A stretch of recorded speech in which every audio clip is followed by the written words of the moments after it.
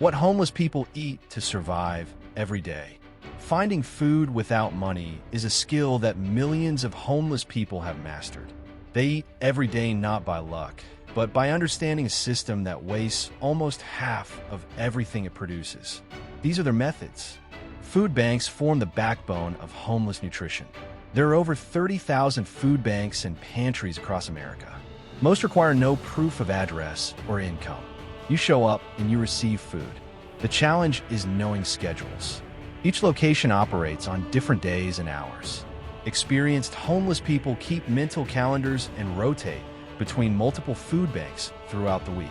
Soup kitchens provide hot, prepared meals. Churches, community centers, and nonprofit organizations run these programs in every major city. Some operate daily, others only on certain days. The key is arriving at the right time. Too early means waiting for hours. Too late means missing out.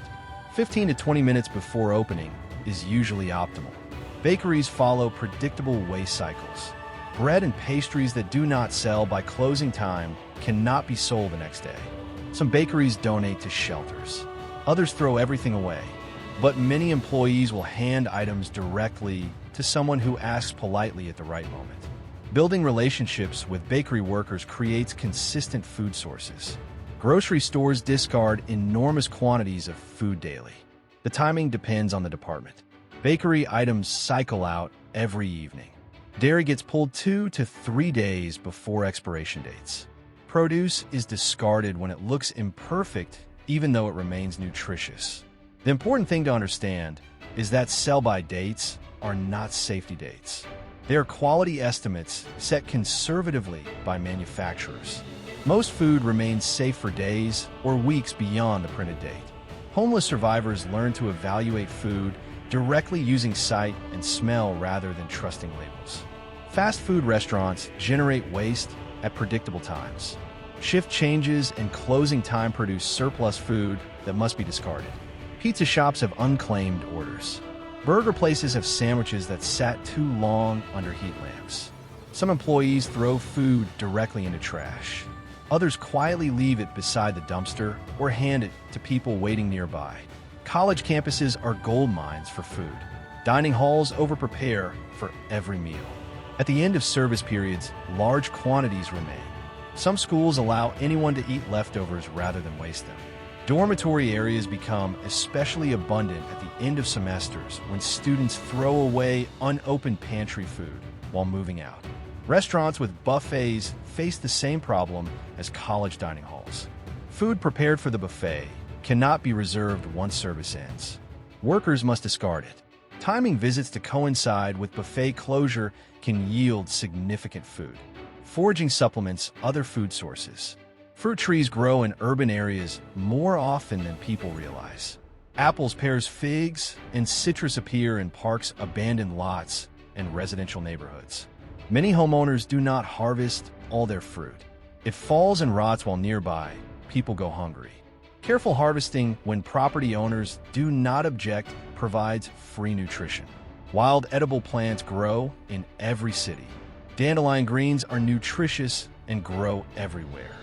Purslane looks like a weed, but contains more omega-3 fatty acids than almost any other plant. Wood sorrel and plantain are common and safe to eat.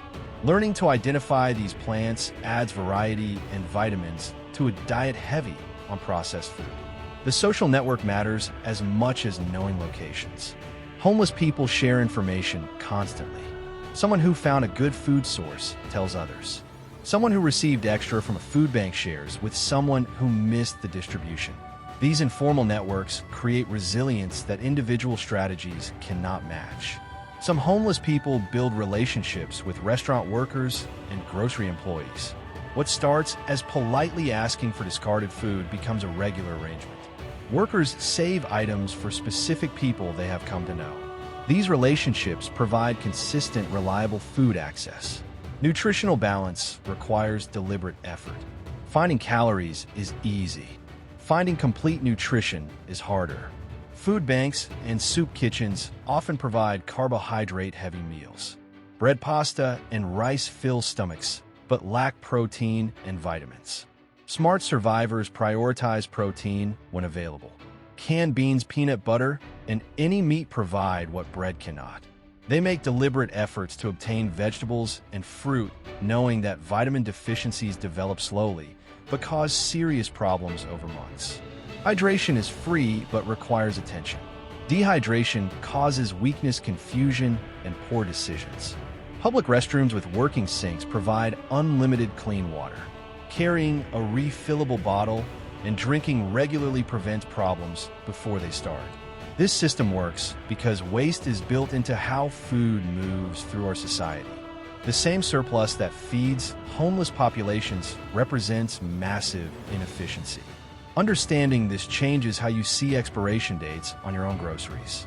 The skills that keep homeless people fed could help you during financial hardship, natural disaster, or any situation where buying food becomes impossible. Learn from those who survive on nothing, and you'll never go hungry.